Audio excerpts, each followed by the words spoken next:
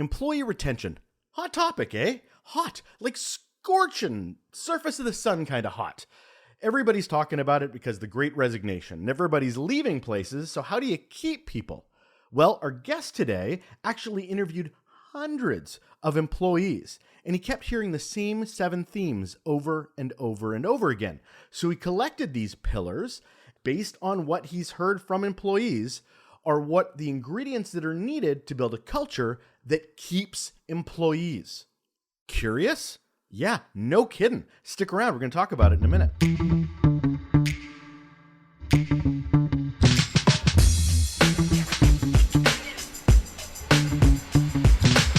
It's that time once again for Relationships at Work, the Employee Experience and Workplace Culture podcast. I'm your host, Russel Lolliker, trying out his Ronnie radio voice once again. Hey, it's been a long time since I've been in radio school, but every once in a while, you like to pull that card because nobody talks like that. But it's still fun to talk like that. Truth be told, I'm a little excited because I created a thing. I created a thing for you. I had a lot of conversations about interviews, onboarding interviews, which are pretty common. Exit interviews don't seem as common, and stay interviews, not common at all. A lot of blank stares when I brought it up. So what I did was I did a little bit of research, talked to a few HR professionals, and I put together something that I hope that's really, really useful for you. It's the employee journey interviews.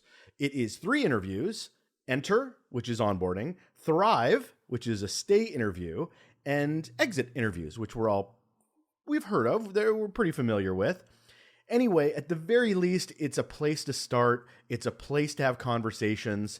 It's free. You can just find it on my website. It's relationshipsatwork.ca. On the top tabs, actually, of the menu bar, and you can download it right there and have it in your hot little hand in no time at all. Anyway, I'm pretty excited. It's the first product I've created under the Relationships at Work brand, so I'm really hoping you get a chance to check it out and use it, and I'd love your feedback and hear how you've used it yourself at work.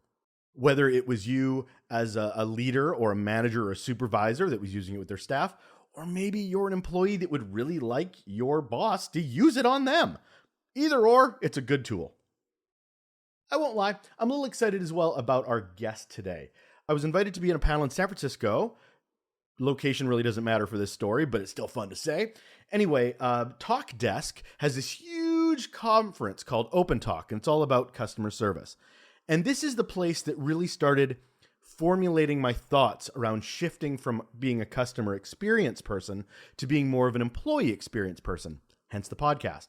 Anyway, I'm on this panel, and the moderator turns to us as a group and asks the question, how do you know your culture isn't working? And one of the panelists turned and said, well, it's almost impossible to tell. There are no metrics for bad cultures. I had to pipe up and said, sure there are. People leaving. That is a sure sign that your culture isn't working for people. So employee retention, is tied very closely with the, quality, I guess, of your culture. And Eric Chester is my guest today, and I'm really excited because I read his book not too long ago, at least before I launched this podcast, and he was on a dream list that I put up and going, you know what? On Fire at Work is a great book, and I would love to one day get Eric Chester on. Well, you know what I did? I reached out, I asked Eric, I'm like, hey, you want to be on the podcast? He said, sure. And then we had a really fun conversation about these 7 pillars and how important they are to keeping employees. And that's what we want to do. We want to keep employees, do we not? It does help with the health of your organization, and it does help you, serve customers if you have staff. Let's go talk to Eric.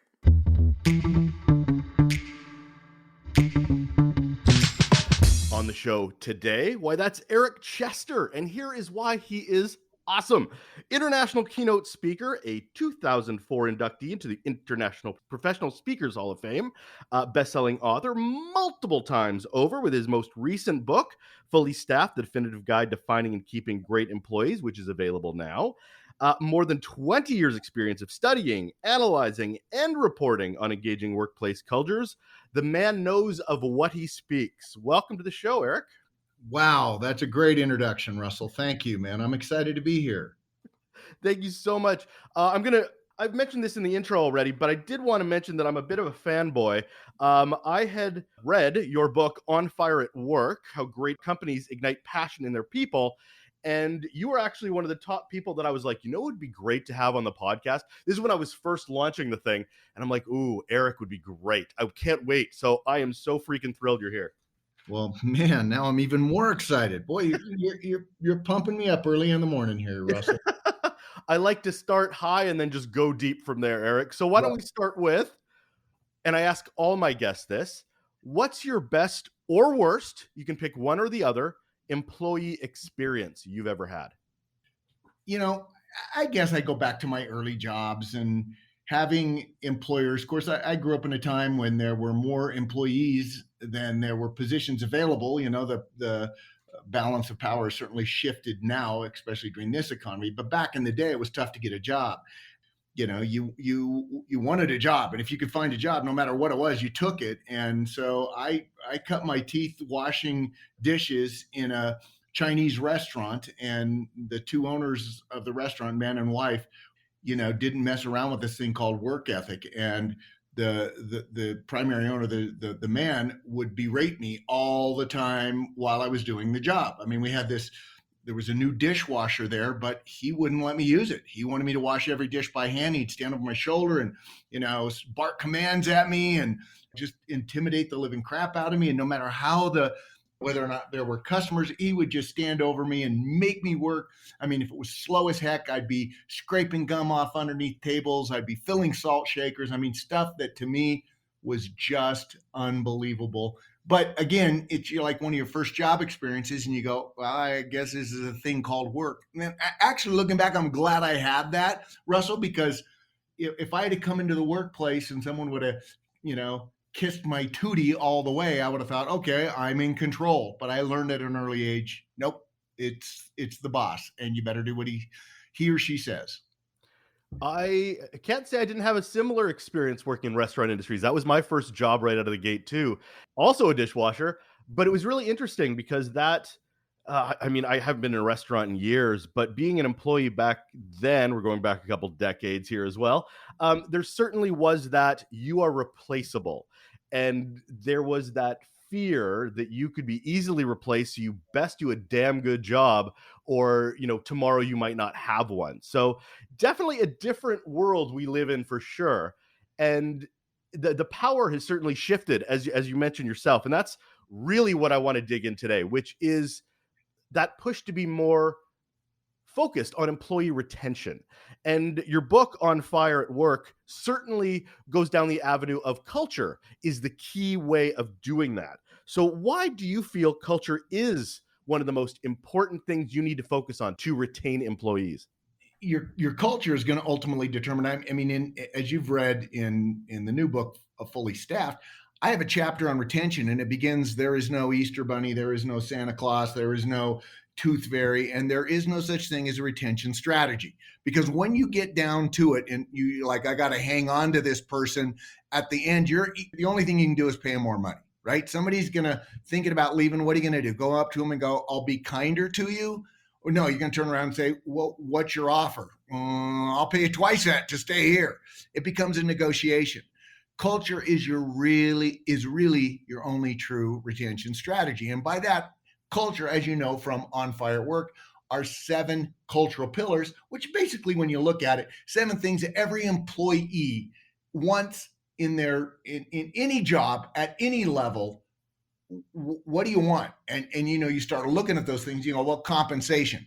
That might not be the first thing on every employee's list, but it's certainly a consideration. I mean, even people who work for companies where their heart and soul is involved in, money still makes a difference. So, what am I getting? What do you want me to do? And what are you going to give me for doing it? Whether that's money, perks, benefits, time, whatever that is. right? We have compensation, but then there's these other factors, as you well know, which are, are you going to grow me as an employee? Are you going to communicate with me? Are you going to listen to what I have to say? Am I going to feel accepted here and safe? Are you going to create an atmosphere that's enjoyable for me, et cetera, et cetera? All of those factors come together to create this thing, which we call culture. And it's like why we look at these companies and go, how is company A able to hang on to their people where company B, a competitor, may be paying the same amount of money or close to it for the same kind of jobs?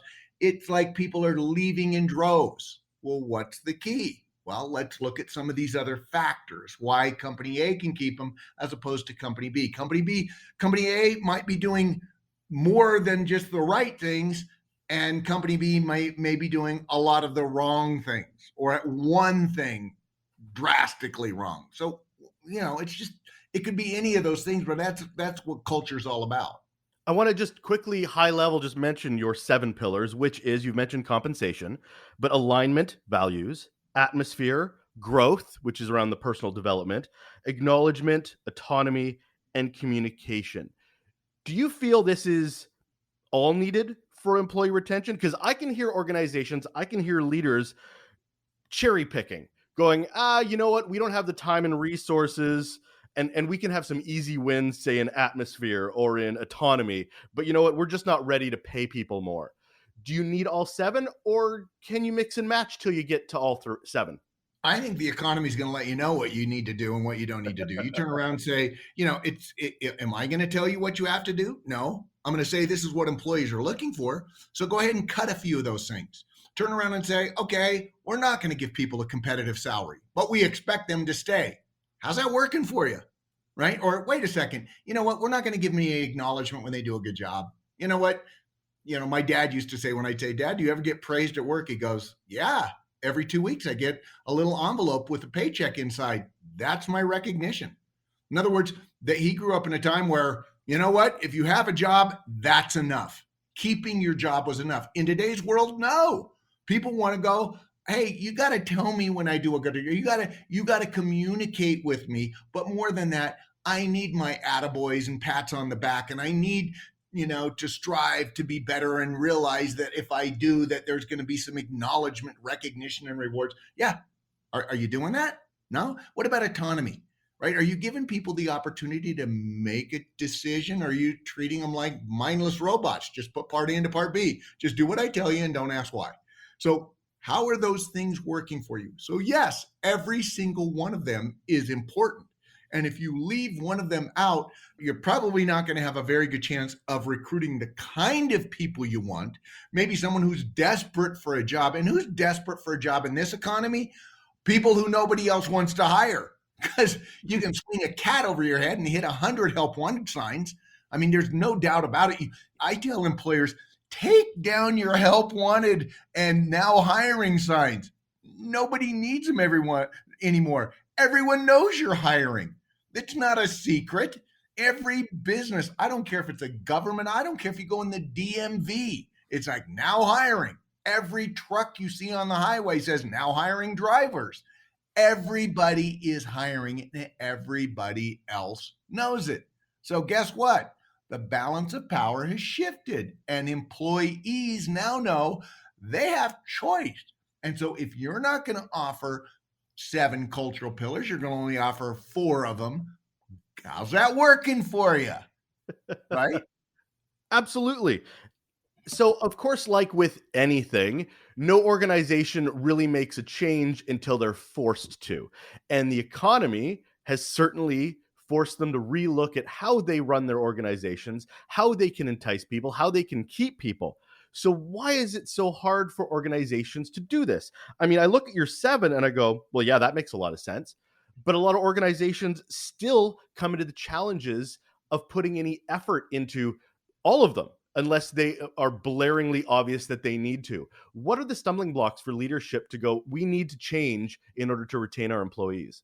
Well, I believe the biggest challenge is that people are playing by the golden rule. And the golden rule has said, do unto others as you would have them do unto you.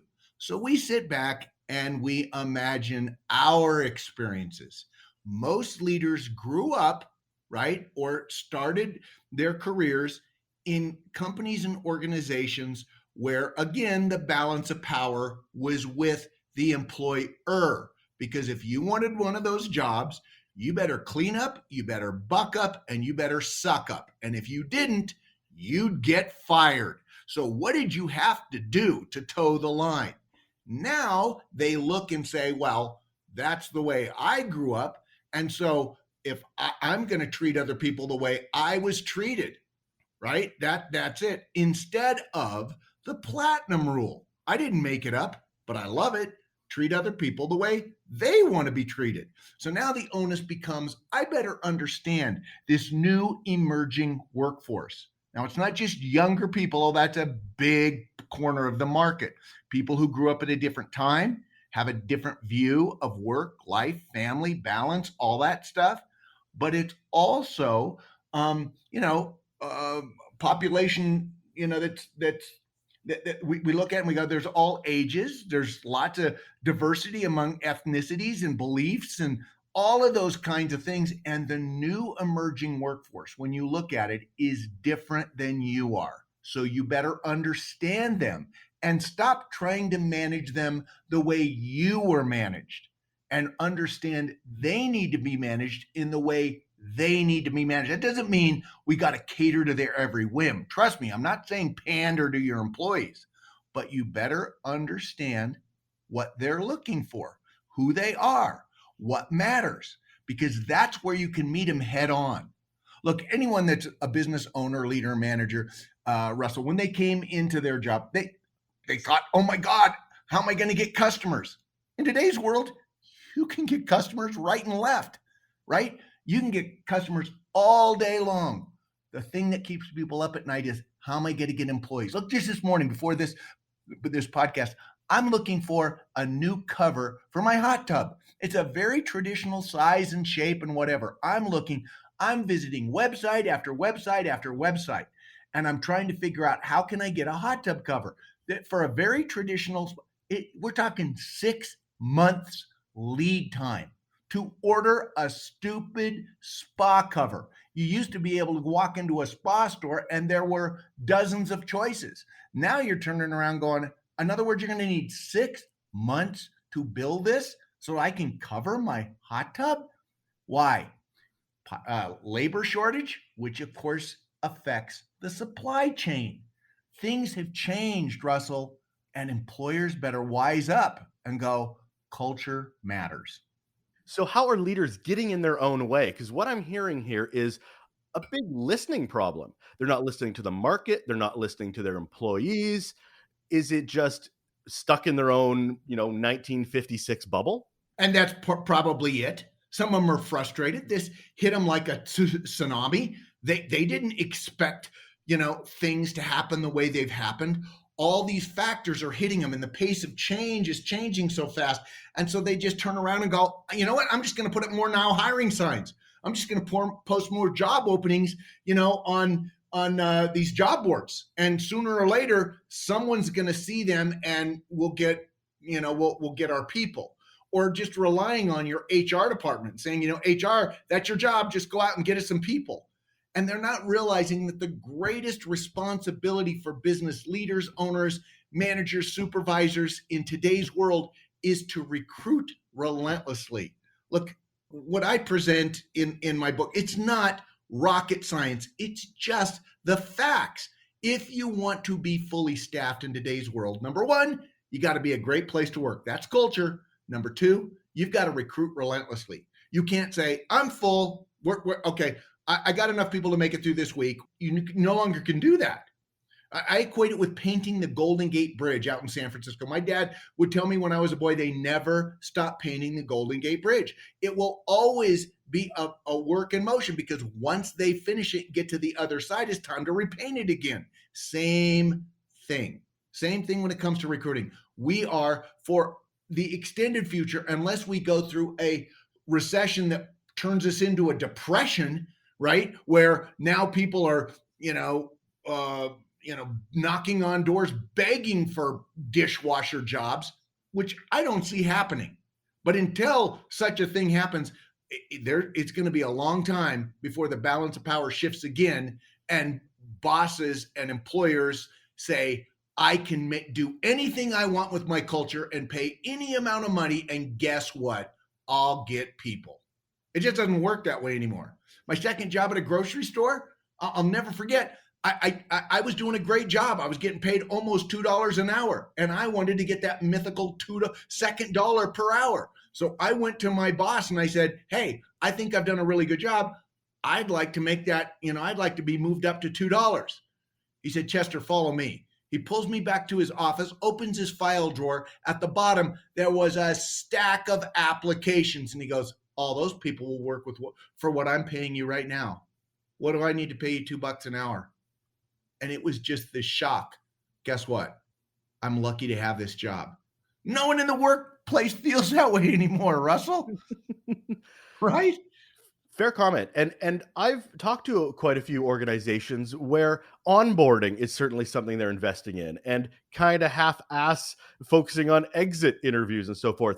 But when I bring up things like stay interviews, which is that listening to what's working, what isn't working for the employees that haven't left during this great resignation or great waking up or whatever people are calling it, I really love the fact that you kind of focus on that with your series of interviews, where you actually went and talked to front counter staff and others about what's working for them and not working, literally doing the job of what their organizations they work for should actually be doing their damn selves.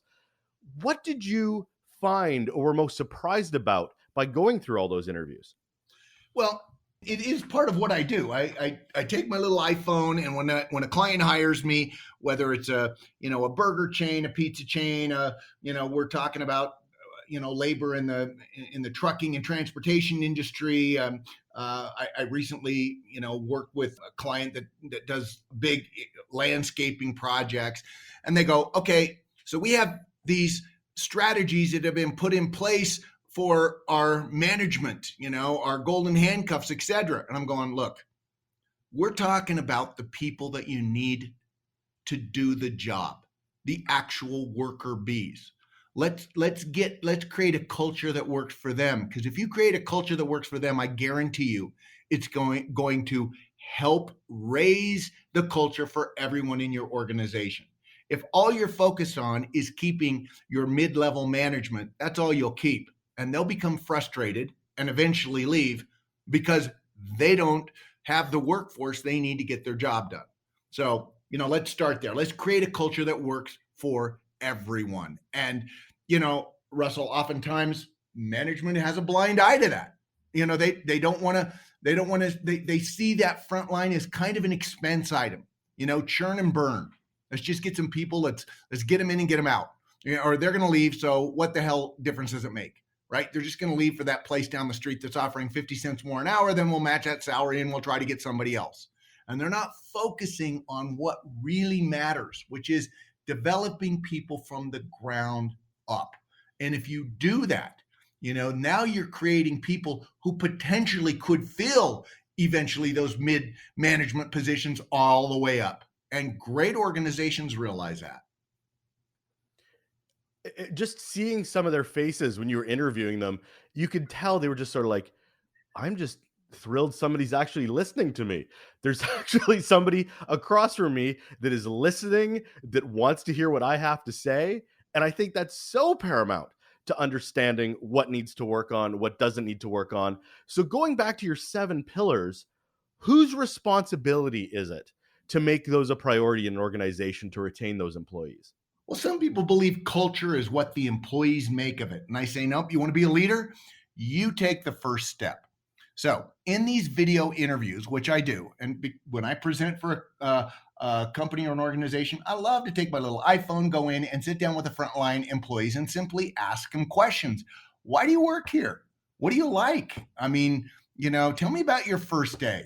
How did they onboard you? Or, how did you learn your skills here? And you ask very fundamental questions. And through that process, you get these, golden moments of, aha, wow, we didn't know that. And then I incorporate those in my live presentations to help take the audience on a backstage tour inside the minds of the people that keep them up at night. And they go, I I thought this, but wow, that happened. So I'll give you one specific example. What shocks me is most managers think, God, you got to pay these people all the time. You got to give them some reward for everything they do. If they make a good cup of coffee in the morning for me, I've got to give them a reward. If they wind up showing up, I've got to give them a reward. I got to give them a reward. Well, I've done thousands of employee interviews, and I say, when you go above and beyond, when you do a great job, what is it you really want? 99% of those individuals interviewed said, just acknowledgement. Just tell me I did a good job. In fact, they go beyond that and they go, and tell me when I do a bad job. Just come up and say, here's what you need to get better. Not just don't do it that way. Say, hey, I need the floors to be spotless in here. Here's why. This is what our customers demand. This is why it's important. And here's what we found out about sweeping floors that makes it easier on the people who are doing it. So the floors look better and your job is simpler. Let me show you, because I think there's something here that you can learn and become better at. And by the way, when it comes to cleaning the countertops, man, you rock and roll. That's a whole lot different than, that's a crappy job, Russell. Go clean those floors again, which is the way most of the people that are listening to the podcast were treated when they came into the workforce, and it doesn't work anymore. So compensation, alignment, atmosphere, growth, acknowledgement, autonomy, communication. How do you know you need to work on these as an organization? How do you know what's the canary in the coal mine that sort of explains to you, oh, you know what? We're falling down. We need to relook at this. Well, the first canary in the coal mine is your turnover rates. I mean, you look and go, man, people just aren't staying. Is that, damn, this new workforce? Or is it, man, I need to do something different? So awareness, first of all, that there is a problem is the first step in solving the problem. Okay, so awareness. Then what do? Well, I think you mentioned it, Russell. If you ASK, you will GET. So why not? I mean, look, is there any company anymore that doesn't try to survey their customers? I mean, we do it all the time. We want reviews. We want testimonials. Every time you go to a restaurant, anywhere, well, hey, what did you like? Will you, or you call customer service? You stay on the line and give us your feedback. We want to hear from our customers. The big mistake is we don't ask our employees enough.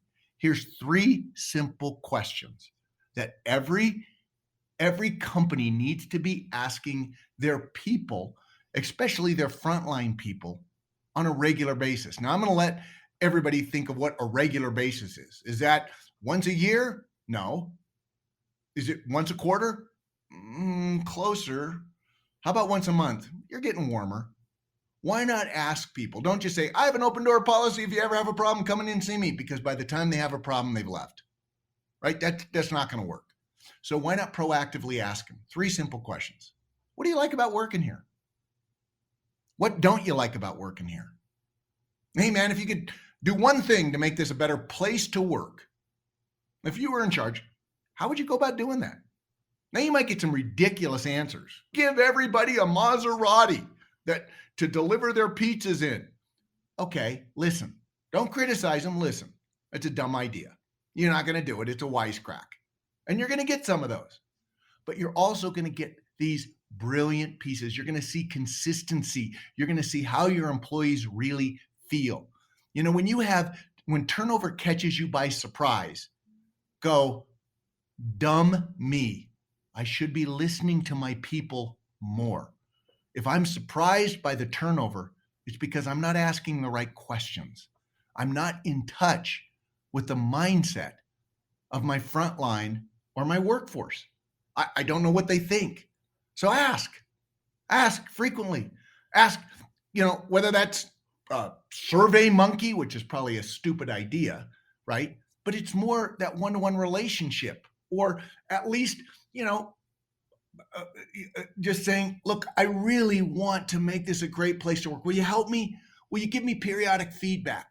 I'm going to be asking you a series of questions. Ask it during the job interview, so that when somebody's hired, they're not surprised when they get, they get handed a sheet of paper, or they get a text and they said, hey, tell me these things, or submit them blind, because somebody might want to tell you something that's going on, but they don't want to snitch, or they don't want their name attached. So, hey, you can do it anonymously. What would make this a better place to work? Write it down.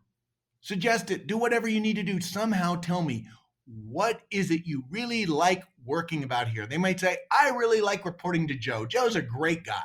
Man, he listens to me all the time. He gave me Thursday afternoons off because he knows I've got a schedule and I got to pick up my son from school. Da da da da da da. Listen to what you're doing well. Listen to what you're not doing well, and listen to their ideas. It's no different than what you're getting from your customers, except instead of radically changing your approach to market, you're changing your employment brand, and that matters. Couldn't agree more. I am a big fan of the idea of taking all the tactics and approaches and materials that you use to better understand your customers. Use the same damn tools for your own employees. They're already out there, they already work.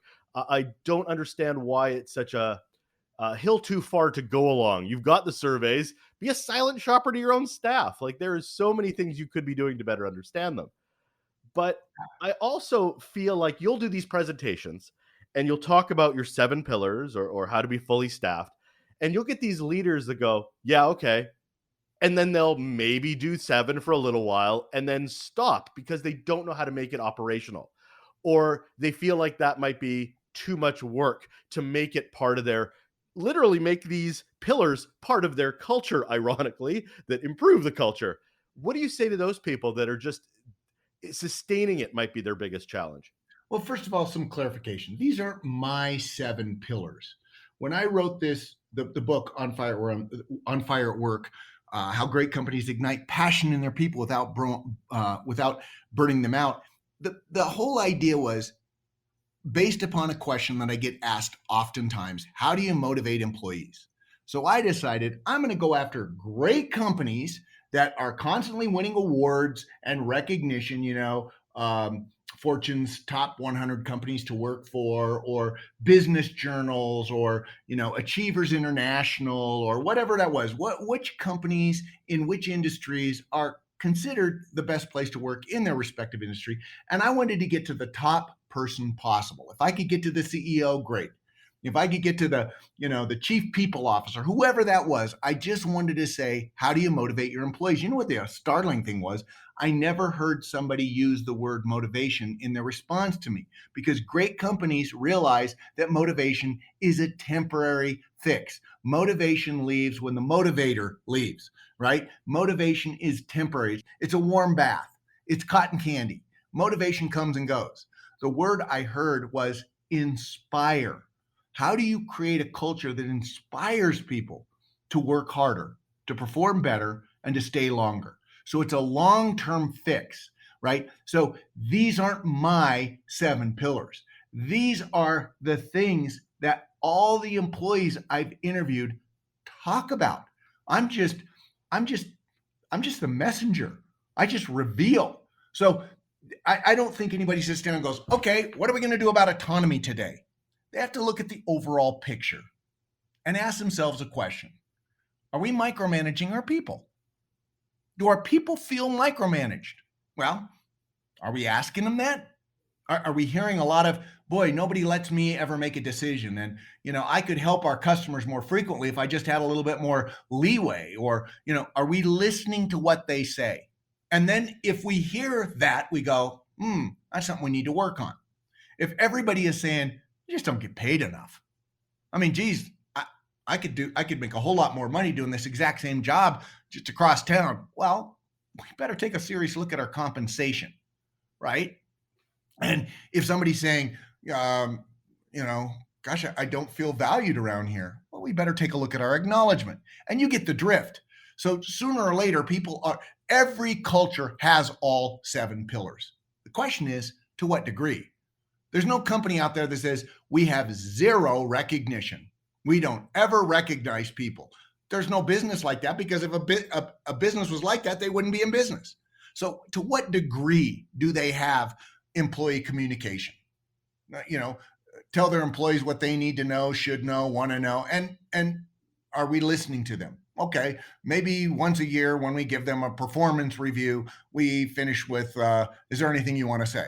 Which would be a very dismal way of saying that's how we communicate with our employees. But everybody has these 7 pillars in their operation. The question is to what degree? And great leaders say, how can I get better? And when I say great leaders, I'm talking about the people who are winning awards, the companies and organizations that are the top in their industry. They're asking those questions because they realize that what they did yesterday isn't necessarily going to work tomorrow. So they're continually trying to improve every aspect of their organization. And in doing so, their application flow goes up. More people want to work there. They can be choosier about who they hire, and they get, they win the battle in their market segment because everyone wants to do business with them.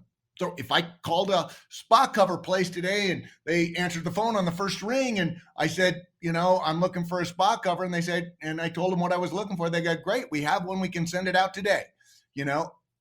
I don't care what it I care what it costs. Do I want that? Yes. Will I pay more? Absolutely. How will that spa manufacturer, how can they crank it out in a week when everybody else is taking 6 months? Because they have the people. How did they get the people? They have a great culture. Eric, did you ever have an aha moment when you were first starting out and going down this path of educating or being a messenger, as it were, of sharing the importance of culture and employee retention? Was there sort of a story for yourself or a friend of yours where you just went, yeah, I see the linkages and this is a story I need to tell?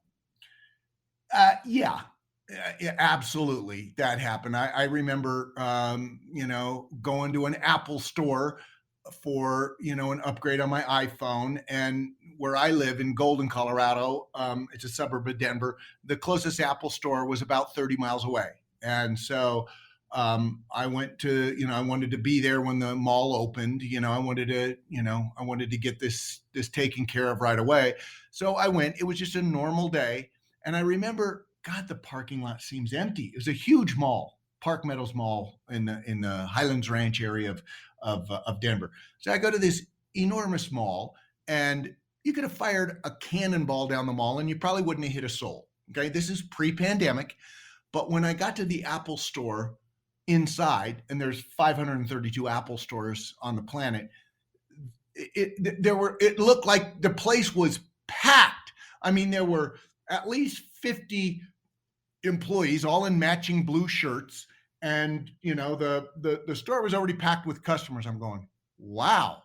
Well, I walk inside the mall. It's the store. It opened at 10 in the morning. Everyone is the whole place is packed, and so I'm like, you check in at the front and you let them know why you're there, and a few minutes later, I'm in front of the customer service sales person. Of course, at the Apple store, they don't call them sales clerks or customer service people. They call them geniuses. Because if you want to be a sales clerk, you work at Best Buy or Target. You want to be a genius, you work at Apple. So every one of those people, they know their products, they know their customer, they're so well trained. So I'm talking to my genius, and the next thing you know, this huge ovation breaks out. I mean, you hear people start screaming, ranting, clapping, like Bruno Mars is in concert. And I'm like, what is going on? I turn around behind me. I see this guy walk out from the back, and I can't recognize him. I'm like, who is that? Is he a celebrity, a reality show star? Did this guy just, purchase the 1 billionth phone or computer Apple's ever made? And I'm trying to gather my wits. I actually pulled out my phone and started photographing, videoing what's going on. And so when I turned to my genius and said, what's going on here? He goes, it's his last day. I go, what do you mean? And they go, every employee at an Apple store gets a standing ovation on their first day and on their last day. It's called clapping in and clapping out. So Russell, I grew up in a time where it was always the customer's first, the customer's always right, and the customer is king. And here I am standing in an Apple store, and Apple being the wealthiest company on the planet with $3 trillion in assets. And what did they do? They completely changed the equation. No, the customer isn't always right. No, the customer isn't the king, and the customer isn't number one. What happens in an Apple store? The employee is number one. And they not only allow, they invite their employees to turn their backs on their customers and applaud each other. That is recognition. That is culture, because customers don't mind.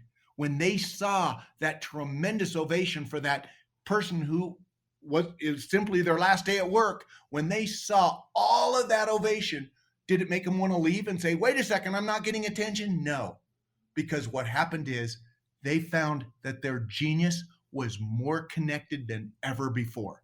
And they love their products, they love their brand, they love their store. It was unbelievable. So was that an aha moment? You bet. Because they didn't do that at 9:50 before they raised the gate, right, to the store. They didn't do it at 9:50 at night after the store was closed. They did it in the middle of the day. In the middle of the day. Aha, you bet it was an aha moment. Acknowledgement matters. And every genius in that store, every employee realized someday it's their turn. They're going to get recognized. They're going to get acknowledged. Man, does that matter? And I want to point out here that you not only talk about your more recent frustration, trying to get a cover for your sauna, but also your aha moment of recognition. Both of those you're seeing as a customer, not employee. So any organization that doesn't seem to understand that culture equals retaining and making employees happy doesn't bleed out into how you present yourself to your customers, doesn't understand how this works. So I love that you're seeing it from, even just from the outside looking in, it matters. Imagine what it feels like being on the inside of a great culture. Well, you think about it, and if you went right now, Googled customer experience, you're going to find a gazillion books, tons of speakers, and people who will tell you how important the customer experience is. What they fail to realize is the customer experience is in direct relationship to the employee experience. You don't have a good employee experience, guess what? You're going to lose the battle of the 18 inches between the nose of your customers and the nose of your frontline employees. You got to win that real estate, that 18 inches. That person has got to be so fired up about their brand, their company, their organization, that they make you a fan. That's how you make the customer experience work. So I can give you example after example of trying to get, I'm getting I'm in the process of getting solar panels put on my house. I'm getting contacted by people. And when I get contacted, I said, please, Russell, turn off your monitor. I don't want you to read the script. Talk to me like I'm a human being, like we just met. Tell me most of those people have no idea what they're doing. They have to read off the script that's in front of them. They don't know how to go, well, look, let me tell you some great things about our product, or let me tell you what I think we might be able to do. They're not taught to think. They're just taught to read. You might as well use AI, robotic automatons. We're not caring enough for our people. You talk about relationships at work, right? The most important relationship is the relationship between the employer and the employee. If you don't get that right, it doesn't matter whether or not the employee and the employee get along. That's important. But it's, how do I get along with the people that report to me? How do I make them, A, respect me, want to please me, want to work hard for me? And how do I do that? Do I just pander to them and give them everything they want? No, because then I'm a crappy leader. I've got to develop a relationship, right? Because rules without a relationship will always lead to rebellion. I like that you just literally wrote the tagline for this podcast. Thank you so much for that, Eric. Hey, anything I can do, brother. I can't think of a better place to leave it than there. So I'm going to wrap this up and ask you that one final question for the podcast, which is, Eric Chester, what's one simple action people can do right now to improve their relationships at work? Stop talking, start listening. I hate to say it. Stop talking, right? What's important is you need to listen. Listen to the person that's on your right, your left. Listen to the people above you, the people below you. Listen. What are they saying? Right? Whether you agree or disagree, suspend that. Listen, take it in. If you take it in, you'll learn so much more. Nobody ever learned anything with their mouth open, right? Learn, understand, let that wash over you, right? Make your decisions based upon what you're hearing. And they're not easy decisions. I'm not saying it's simple. It's not easy. It's a grind. It's hard. And it goes against what you really want to do, which is to treat everyone the way you want to be treated. Golden rule. Treat people the way they want to be treated. And the only way to do that is listen to them. Value what they say. Learn as much as you can. And then put it into action. That is Eric Chester, keynote speaker, an International Professional Speaker Hall of Famer, if I say so, and multi-author of his latest book, which is Fully Staffed, The Definitive Guide to Finding and Keeping Great Employees. Go check it out, and I can't speak highly enough of On Fire at Work. It's how I learned of Eric myself. So thank you again, Eric. Really appreciate your time, sir. Russell, you have a great podcast. I'm a big fan. Thank you so much for having me a part of it.